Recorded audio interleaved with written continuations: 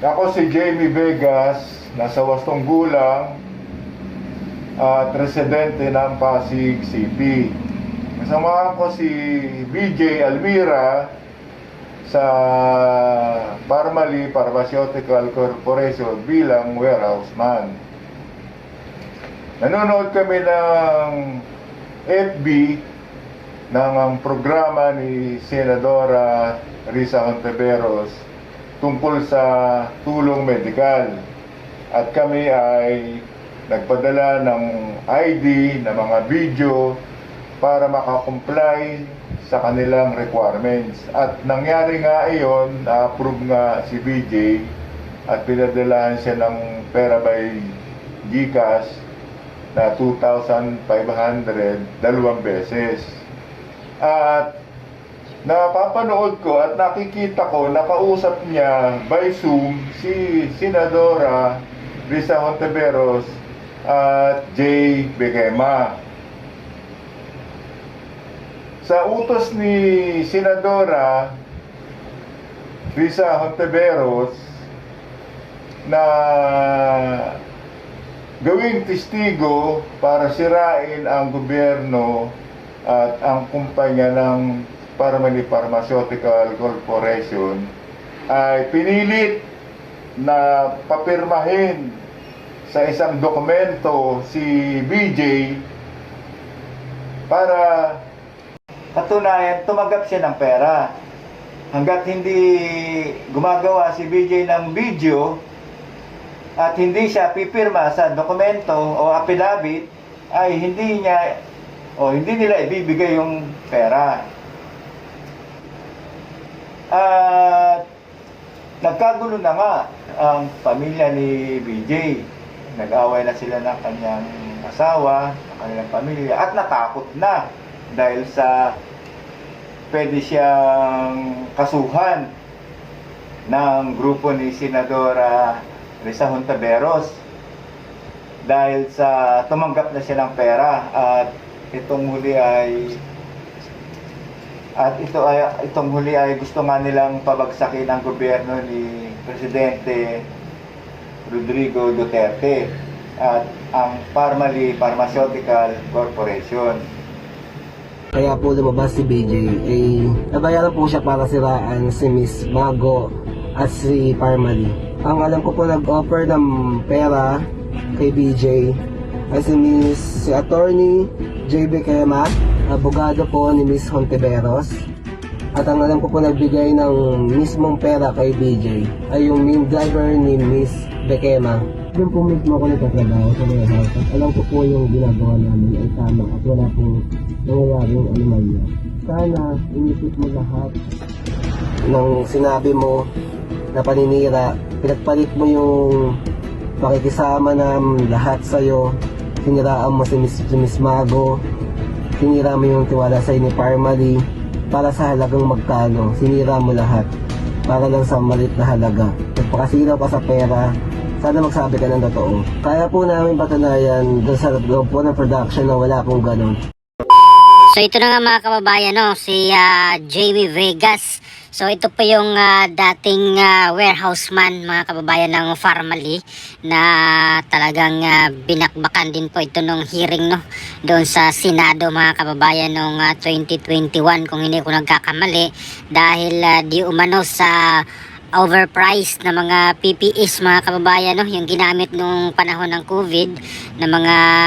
kagamitan ng ating mga medical personnel mga kababayan, ay meron di umanong kababalaghan mga kababayan, no? Overpriced daw yun mga kababayan yung mga equipment na binili dito sa Parmali. Kaya itong si Jamie Vegas or Jaime Vegas na lumantad mga kababayan at nagsabi na binayaran daw sila ni Senator Risa Hontiveros at itong kasama niya na si VJ Almira mga kababayan, at tumanggap daw ito ng 2,500 dalawang beses, no, via GCash, sabi dito ni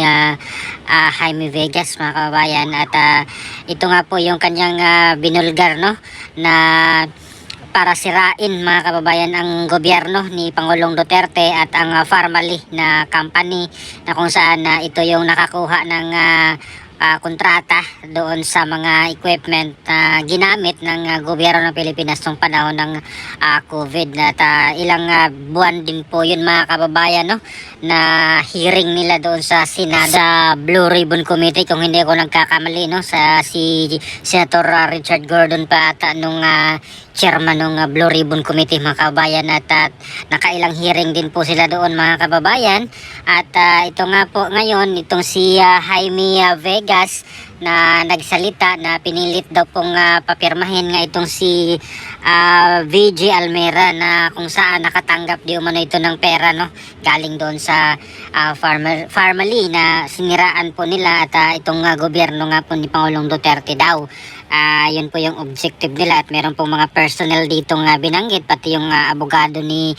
Senator Risa Hontiveros ay binanggit din dito mga kababayan, no, sa mga witnesses na bumaliktad mga kababayan at nung isang araw nga mga kababayan ay lumutang itong si alias Rene or si Michael Maurilio mga kababayan na kung saan nagsalita po siya, no, na binayaran umano siya ni Senator Risa Hontiveros para pabagsakin si Pastor Apollo Kibuloy at ang QOJC, no, at kunin daw yung ari-arian, mga ganun sinabi niya at pati itong pagdawit sa mga Duterte mga kabayan na may mga barel di umanong kinuha doon sa Glory Mountain ba yun yung sinabi ni alias Rene at hindi daw po totoo yun mga kababayan, no, at napilitan lang daw po siyang gawin yung mga statement na yun dahil meron ngang pera na involved mga kababayan at sinabi pa niya na 1 million daw po yung bayad sa kanya noon, no? 500 nung nag-testify siya or 500,000 yung bayad sa kanya nung nag-testify siya doon sa Senate hearing at meron pang karagdagang 500,000 mga kababayan sa kanyang pagdawit dito kay BP Sara at kay dating Pangulong Rodrigo Duterte. Ayun, yun po yung sinabi ni alias Rene mga kababayan at mariing itinanggi naman ito ni Senadora Risa Hontiveros mga kababayan, no, at sinabi niya na marami daw po silang ebidensya, no, sangkaterba yung kanilang ebidensya na kung saan magpapatunay na itong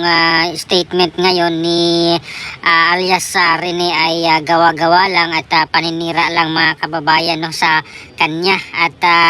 meron daw po silang gagawing legal na proseso mga kababayan, no, about dito sa pagbaliktad dito kay alias Rene mga kababayan. Handa daw silang maglabas ng mga ebidensya mga kababayan, mga screenshot na nagpapatunay na itong ginagawa ngayon ni alias Rene ay merong nag-coerce, no, or binayaran para baliktarin ang kanyang mga statement nung una mga kababayan. At samantalang mariing itinanggi naman mga kababayan ni Attorney Israeli Tutorion, ang abogado ni Pastor Apollo Kibuloy, na may kinalaman sila dito sa paglantad at pagbaliktad ni alias Rene dito sa kanyang mga statement na binayaran siya ni Senatora Risa Hontiveros, no, at sabi ni Attorney Torion ay wala po silang kinalaman dito at nagulat nga din po sila nung bumaliktad itong si alias Rene at pinag-iisipan nila sa kampo ni Attorney Torion mga kababayan na pag-aralan, no, itong mga bagong statement ni alias Rene at makatulong daw po ito, no, doon sa kaso na isinampan nila laban kay Pastor Kibuloy about dito sa mga human trafficking at mga rape cases or sexual assault na mga cases na ipinaratang nila kay Pastor Kibuloy at sabi niya ay makatulong ito or makatutulong ito sa kaso na kinaharap ngayon ni Pastor Kibuloy, itong pagbaligtad or pagbawi ng mga statement ni alias Rene mga kababayan, no. At meron din pong mga statement si Attorney Topacio mga kababayan, no, nung nakaraang araw nung paglabas dito ni alias Rene na kung saan na nakausap daw po mismo personal ni Attorney Ferdinand Topacio, mga kababayan, no, yung ilang pang mga testimonya, mga kababayan, or witnesses ni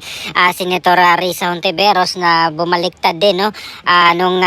isang ama, mga kababayan, na kung saan ay lumapit po sa kanila, nagpapatulong yung isang ama dahil yung kanyang anak na minor de edad ay kinuha di umano ni Senator Risa Hontiveros, no, para magtestigo, mga kababayan, at hindi daw po ito nagpaalam, no, sa mga magulang, kaya